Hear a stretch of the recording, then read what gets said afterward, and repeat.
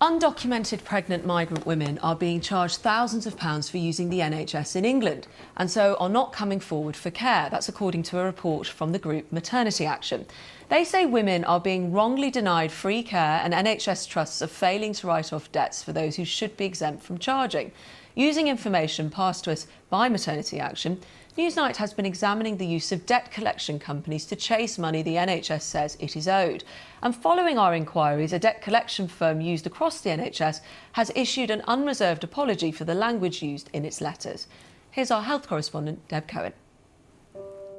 Because England has a national health service, when people need medical care, most of us don't think about how it will be paid for. However, many people from overseas are expected to pay often thousands of pounds to use the NHS.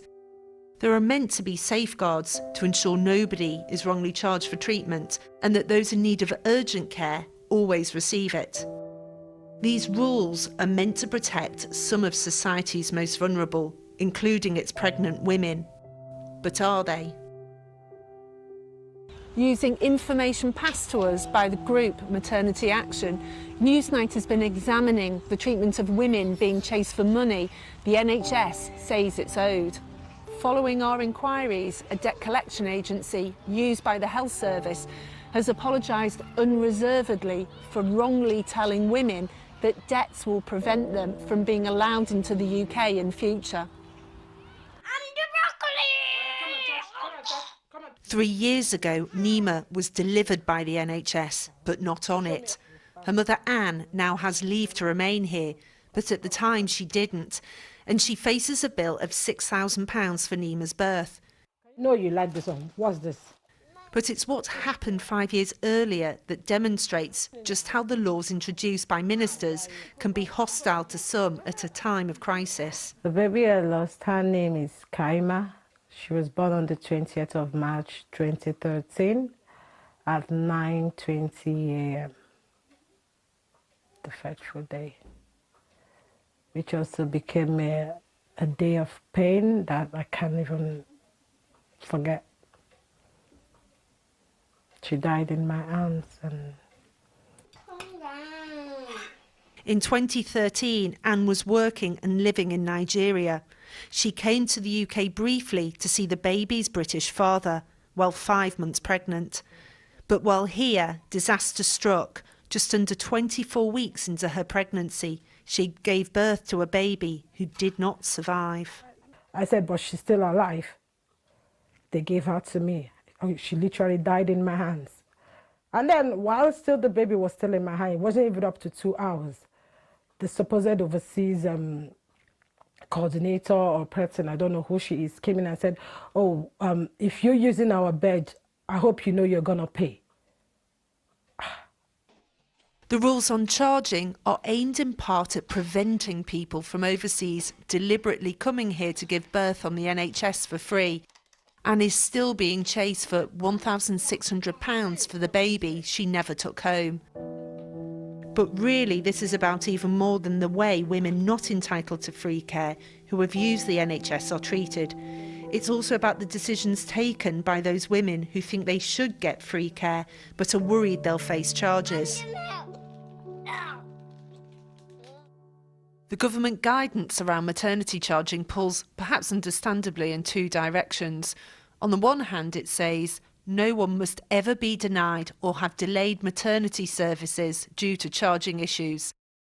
But, it adds, charges found to apply cannot be waived, and if payment is not obtained before treatment, then every effort must be made to recover it after treatment has been provided. We met another woman who we're calling Mary and her friend. Mary came to Britain to meet her husband, an EU national working here for 7 years, but at immigration the authorities said they believed hers was a sham marriage and she was allowed into the country but not given leave to remain. Her claim is still pending. She told us she didn't access medical care throughout her pregnancy because she feared being charged, and she described how at 21 weeks she miscarried. She now owes £4,500. We don't know if going for scans earlier would have resulted in a different outcome. Evidence suggests the kind of maternity care a woman receives can impact the chances of having a healthy outcome in pregnancy. Newsnight has been investigating the reasons why babies and children die using evidence generated from the country's first ever national database of child deaths. A lack of access to appropriate services was flagged up as contributing to some infant deaths. It's really important that you have regular checks in pregnancy, and that's kind of a standard of care worldwide.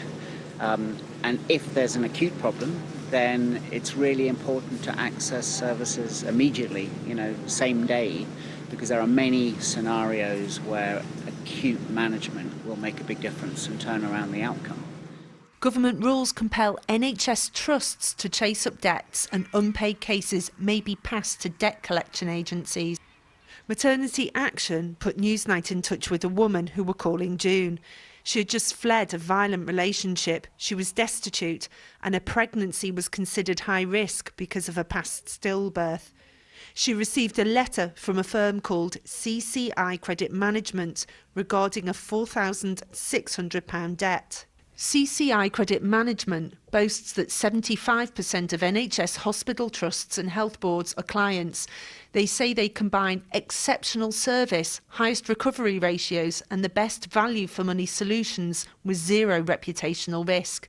But in a letter sent by CCI to June and marked urgent, CCI wrongly referenced the law with regards to the implications for those who fail to pay. They said, all future visa applications, if applicable, for the lifetime of the debt will be denied. But the NHS guidelines say debt should not be an automatic reason for refusal of visas, and that only officials may consider it when examining applications.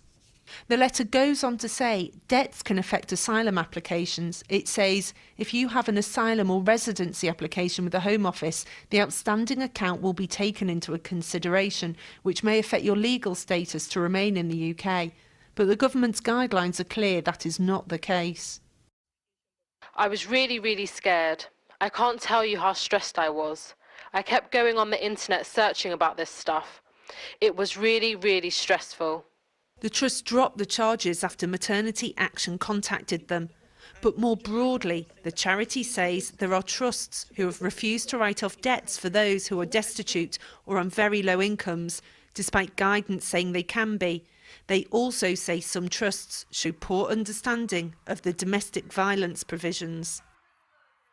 CCI told Newsnight they had incorrectly summarised the regulations. They said, "For this error, we unreservedly apologise.